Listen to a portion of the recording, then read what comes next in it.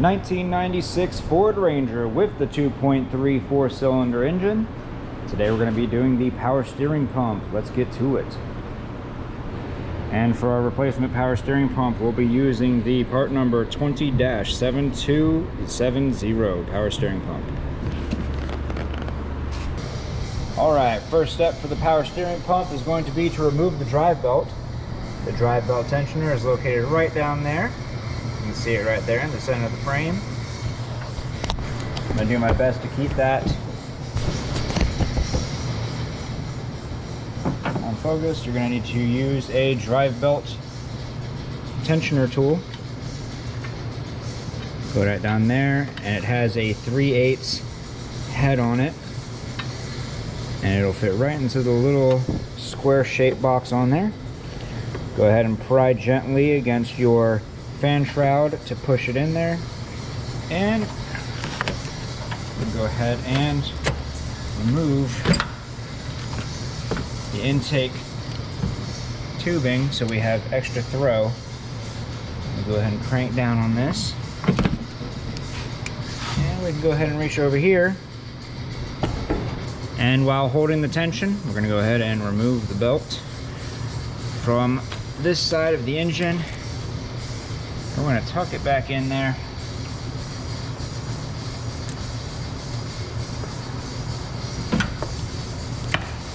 And remove our tool.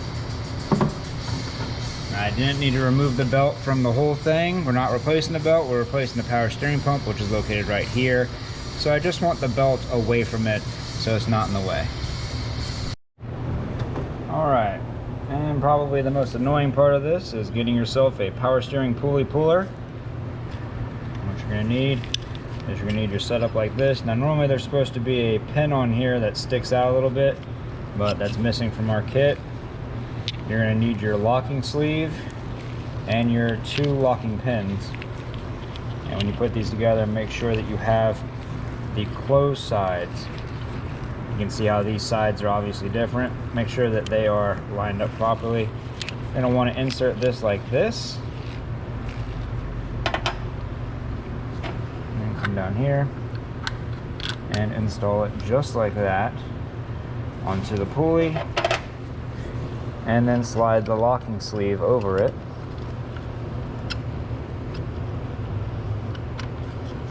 So you're basically going to have something like this when you're done.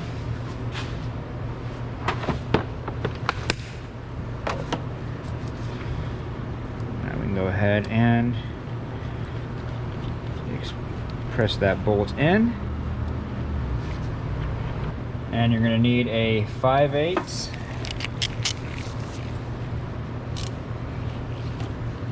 Put that on the end right here.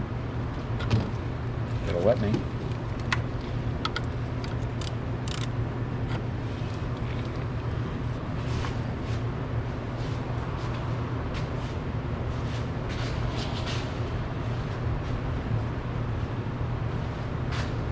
And to hold on to this nut, you can get a close-in wrench, or just get yourself an adjustable wrench like this one.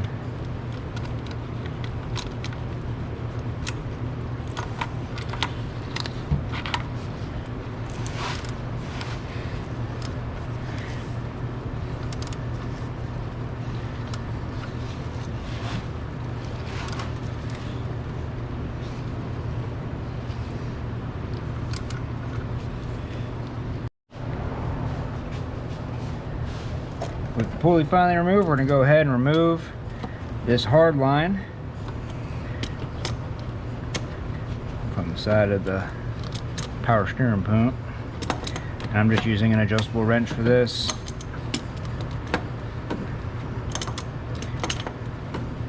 Because normally you only have to turn these a couple of turns. I'm probably actually going to be replacing this hose. As you can see right here, there's a lot of play in there. I think it's just worn out on the inside, and even when this nut was down tight, I had a lot of play there. So I'm probably gonna end up replacing this hose, because that, and the fact that, as you can see, that this whole piece is actually separating, those are probably our 2 main leaks, which is why we're replacing this.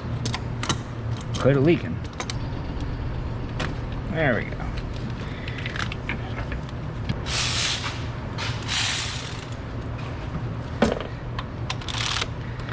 Go ahead and start removing the bolts for the power steering pump. There are 3 17mm bolts.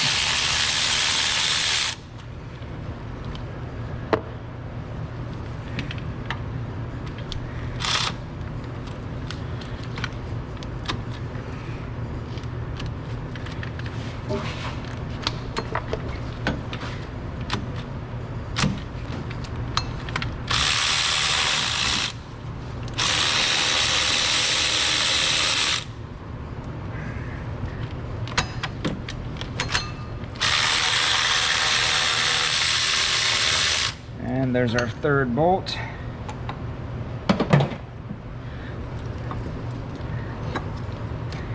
And pull this up so we can reach back here, grab hold of the hose that's holding it from underneath, which they give you like no slack for at all.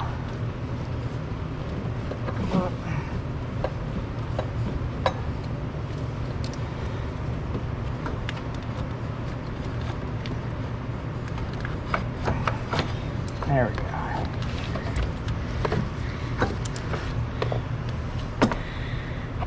And right here is where the hose goes onto the back of the power steering pump. It's just a regular rubber hose with a little tiny hose clamp on it. You can wiggle it off by hand or put yourself a wrench back there to help you get it off. Next, we'll come in here and get some of this power steering fluid off with some brake clean.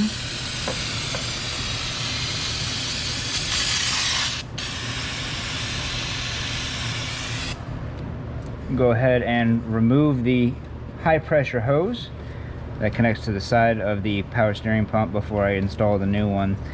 And this hose goes all the way down and then bolts right here on top of the steering gear. There's 2 of them. You can see this one right here. I'm trying to get my damn hand out of the way and give you a better angle. There's this one right here. It's this one right there. See if I can't get a wrench for that. It's a 16mm to break this loose.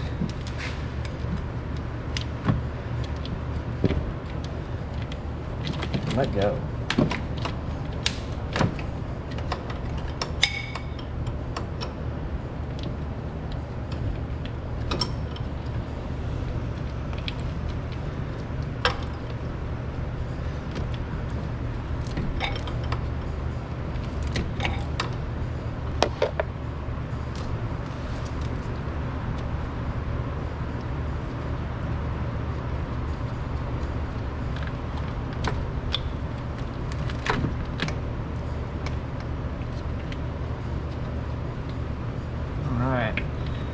Hose is removed. Be careful when pulling it up here because our connector is still on here for our power steering pump sensor. And normally there would be a switch on that, like there is on this side. You're supposed to just put a little flathead screwdriver in here and bend these back, but it looks like this side is broken off and missing, so that's just going to come off nice and easy for us. And here is our hose. So I'm going to go ahead and reinstall that sensor. Remove that old sensor. It's a 15mm.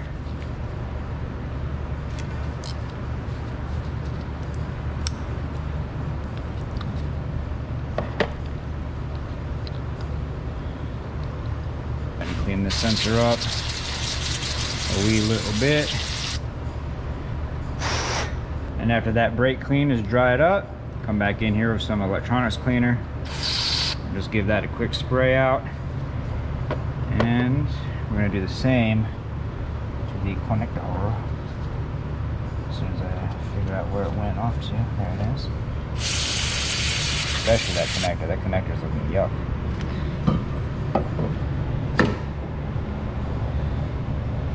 Go ahead and reinstall this into our new line. These don't need to be crazy. You just want them down tight enough to close that O-ring so you don't have a leak. And then we're going to snake this back in here because they do not give you any room at all.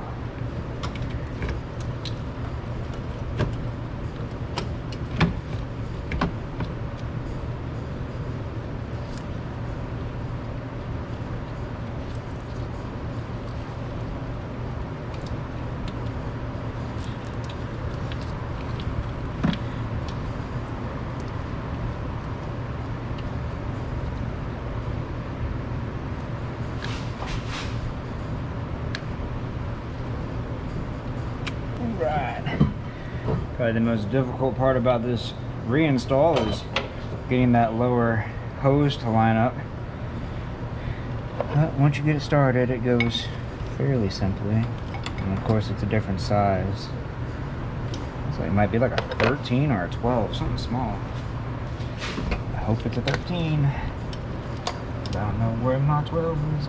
It's a 13. Hurry.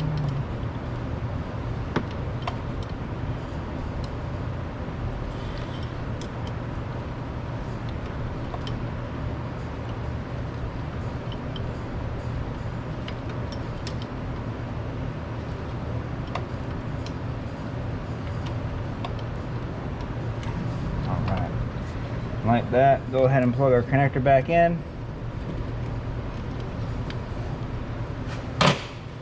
And we can start installing the power steering pump.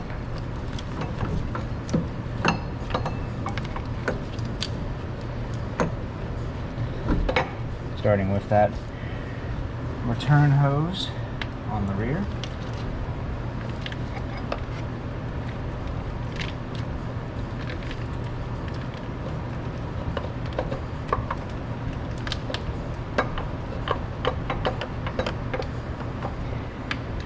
If you have covers covering up your return hose and your power side or the pressure side line, make sure you remove those before you put them in there. I forgot to remove this one. I removed the return line in the back, but I forgot to remove that cover. So I'm going to do that before I bolt it in. That should be able to get this with a flathead. Yeah, nice.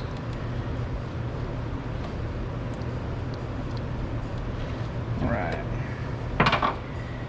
And probably not the biggest deal, but I always recommend to actually save these. Just get yourself like a little cardboard box somewhere and just save those. You never know when something like that's going to come in handy, especially the ones for like your radiators. So if you have to like pull a radiator or pull a radiator hose, like a lower radiator hose, you can pull that hose real quick and put one of those stoppers in there. And you know, just small things like that, they're always useful to have on hand. Just help you save some coolant, save you or save your customer some money.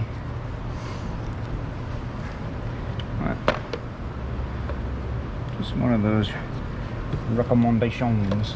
I'll go ahead and line this up.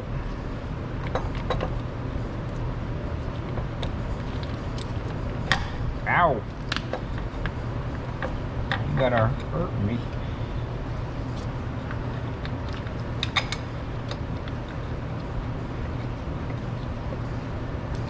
Of course, when they remanufacture these things, they paint them black, and I think they just dip them or something, but they need to cover these thread holes because these things get tight.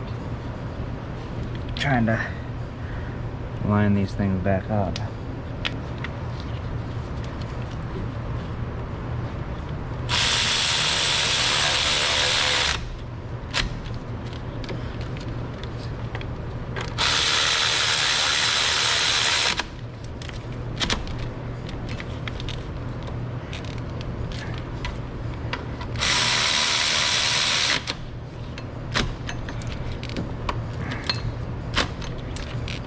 All right, looking good.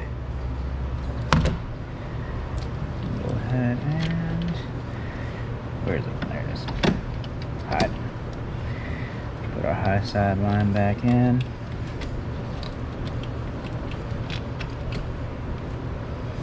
Dang, that's tight. That doesn't want to spin at all. I think it did. Looking pretty good.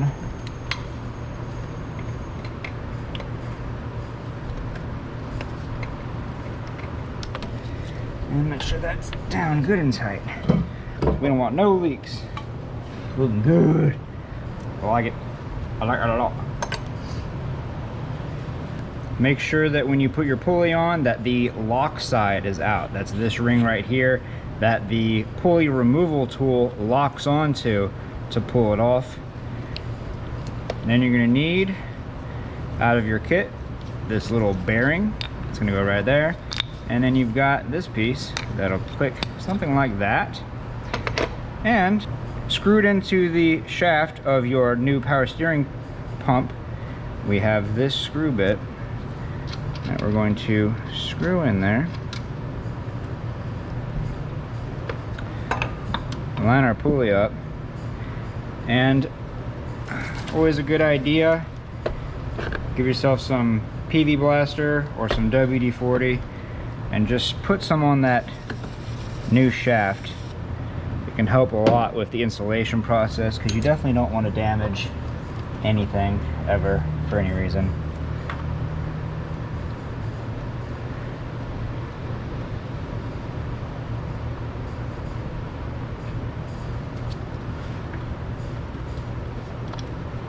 So you want to have this backed off enough so you can make sure that this is screwed in as much as possible, because you're not going to be rotating it from here. You're going to be rotating it on this nut, and this nut is going to be applying the force and moving this pulley back in. So you want to make sure you have enough in there and that this is screwed all the way down so that this pulley can actually travel far enough to slide this whole thing on here. I think that's what we're going to be working with right there.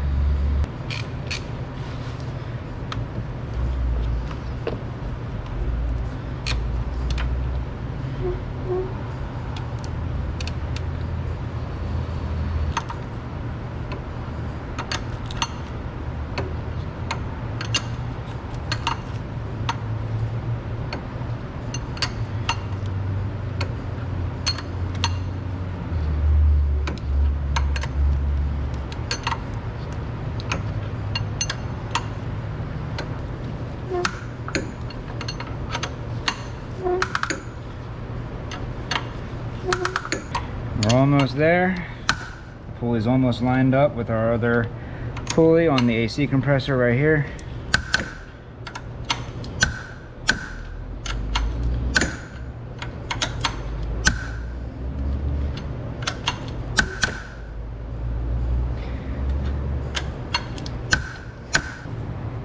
Lined up perfectly. Go ahead and take that tool off. Put some fluid in there, and oh Lord, this thing is in there. This thing is really in there. Oh my God, let go. Oh Jesus. Just shove it in there and dump this thing in paint.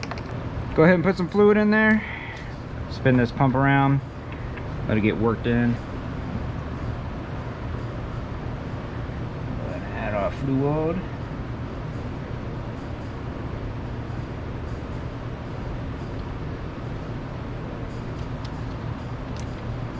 See that spinning back? That's building pressure. That's what I want. I want to build that pressure.